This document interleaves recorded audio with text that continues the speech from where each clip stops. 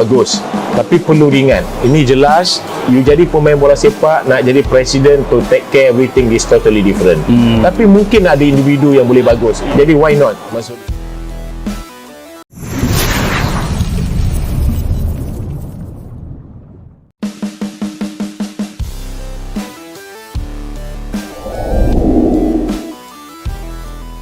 Malaysia makin norak, buru-buru naturalisasi pemain hanya untuk saingi timnas Indonesia.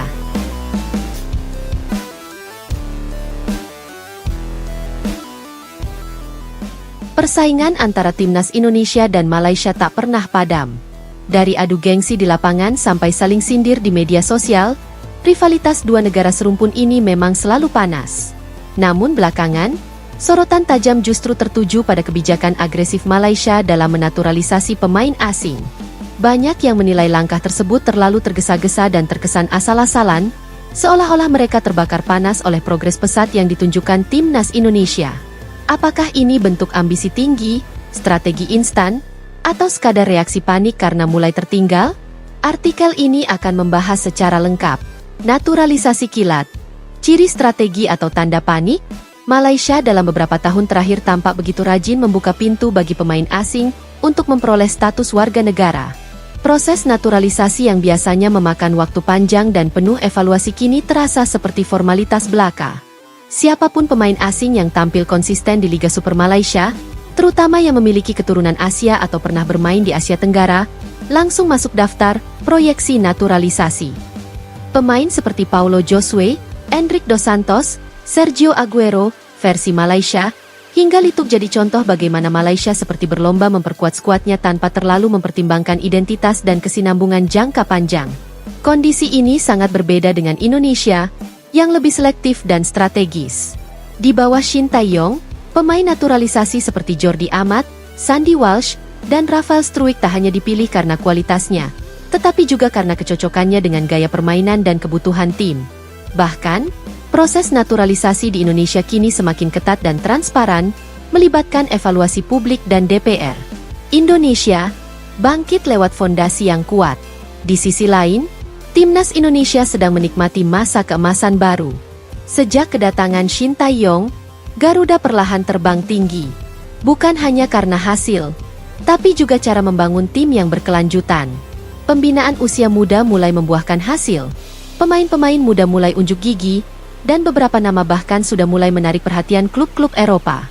Marcelino Ferdinand, KMSK Deinze, Belgia, Rafael Struijk, ADO Den Haag, Belanda, Ivar Jenner, Jong Utrecht, hingga Justin Hubner, Wolverhampton, adalah contoh bagaimana Indonesia mulai memiliki generasi emas yang bisa bersaing di level internasional. Kebijakan naturalisasi pun tidak dilakukan secara serampangan. Ada perencanaan jangka panjang yang terukur dan sinergi antara pelatih, federasi, dan pemerintah. Dan yang paling penting, Indonesia tidak kehilangan jati dirinya. Naturalisasi dilakukan bukan untuk menambal kekurangan mendadak, tapi untuk memperkuat pondasi tim.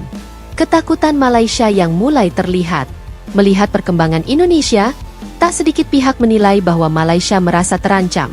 Dalam beberapa tahun terakhir, prestasi mereka justru stagnan. Di Piala AFF 2022, Malaysia kembali gagal menembus final. Di level Asia, performa mereka belum menunjukkan peningkatan signifikan. Ketika Indonesia mencatat sejarah dengan lolos ke babak 16 besar Piala Asia 2023 dan mengalahkan tim kuat seperti Vietnam, Malaysia justru kesulitan bersaing. Hal ini memperkuat dugaan bahwa naturalisasi kilat yang dilakukan hanyalah reaksi spontan, semacam bentuk kepanikan karena melihat rival lama mulai menjauh. Reaksi publik dan media, Malaysia norak, jadi sindiran baru. Langkah Malaysia pun mengundang reaksi keras, terutama dari netizen Indonesia. Di media sosial, sindiran-sindiran seperti Malaysia panik, tim natural Malaysia, sampai Malaysia makin norak, jadi trending. Banyak yang menyebut Malaysia hanya mengikuti tren Indonesia, tapi dengan cara yang terburu-buru dan tanpa arah. Bahkan, tak sedikit supporter Malaysia sendiri yang mempertanyakan strategi federasi sepak bola mereka. Banyak yang khawatir bahwa ketergantungan pada pemain naturalisasi akan menghambat perkembangan bakat lokal dan membunuh mimpi pemain muda untuk bermain di tim nasional. Di sisi lain, media Malaysia pun mulai membahas topik ini dengan lebih kritis.